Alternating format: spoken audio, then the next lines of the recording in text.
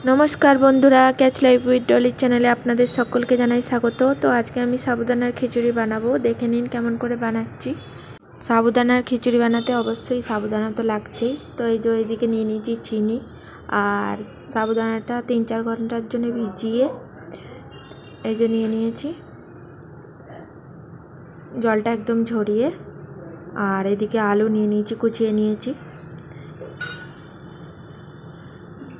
আর এই চিনিটা সাবুদানাতে মিক্স করব। আর এইদিকে নিয়ে নিয়েছি সেন্তা নমক, নুন যেটা উপাসে লাগে সেই নুনটা নিয়ে নিয়েছি, এমনি নুন নয়।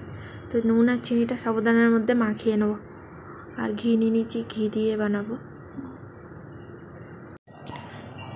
তো এবার আমরা এই যে চিনিটাকে সাবুদানাটার মধ্যে মিশিয়ে নেব আর সেন্তা নমকটাও মিশিয়ে নেব, কারণ পরেও এটা দেওয়া যাবে।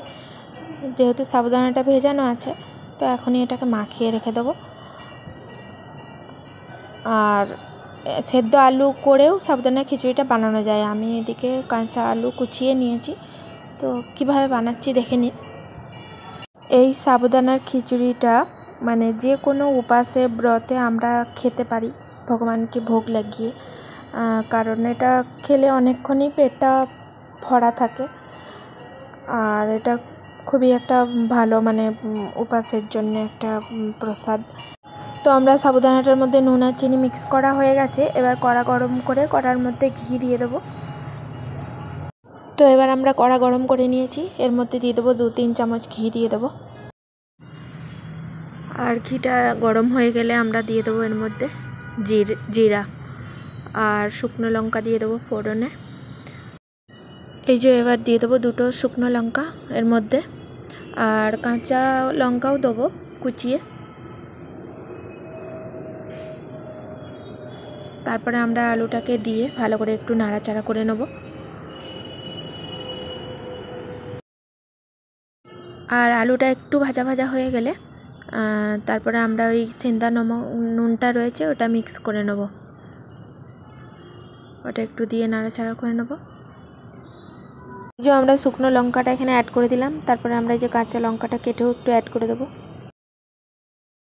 তো ভালোভাবে কিছুক্ষণ এটাকে ভাজা ভাজা আলুটাকে করে তারপরে আমরা এর মধ্যে জল অ্যাড করব। জল দিয়ে দেবো, আলুটা সেদ্ধ করতে হবে, অল্প হালকা জল দিয়ে আমরা এটাকে ঢাকা দিয়ে দেবো। তো কিছু মিনিট এটা সেদ্ধ হয়ে এলে আর জলটা পুরোপুরি শুকিয়ে গেলে সেদ্ধ হয়ে গেলে তারপরে আমরা লাস্টে ওই যে চিনি দিয়ে আর নুন দিয়ে যে সাবুদানাটা মিক্স করা আছে ওটাকে আমরা ওর মধ্যে মিক্স করে বানিয়ে নেব খিচুড়িটা। তো এই যে এবার আমরা আলুটা জলটা শুকিয়ে গেছে, এবার আমরা ঢেলে দেবো কড়াইয়ের মধ্যে সাবুটাকে। তারপরে এটাকে ভালো করে একটু নাড়াচাড়া করে নেব, তাহলেই আমাদের সাবুদানার খিচুড়ি একদম রেডি হয়ে যাবে। আর এর মধ্যে একটা জিনিস দিলে খুবই আরও টেস্টি হবে, যেমন কি লেবুর রস।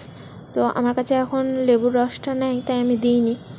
আর লেবুর রসটা এবার এই উপর থেকে ছড়িয়ে দিলে এটা আরও টেস্টি লাগে।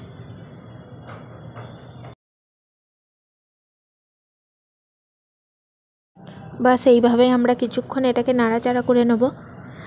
আর তারপরেই এর উপরে একটু গোলমরিচ আমরা ছড়িয়ে দেবো, কালো মরিচ যেটা সেটাকে আমরা ছড়িয়ে দেবো। তাহলেই একদম আমাদের সাবুদানার খিচুড়ি একদম রেডি প্রসাদের জন্য। তো আশা করছি আপনাদেরকে আমার এই সাবুদানার খিচুড়ি প্রসাদ রেসিপিটাও ভালো লেগেছে। তো অবশ্যই লাইক, কমেন্ট, সাবস্ক্রাইব করে আমার পাশে থাকবেন। ধন্যবাদ।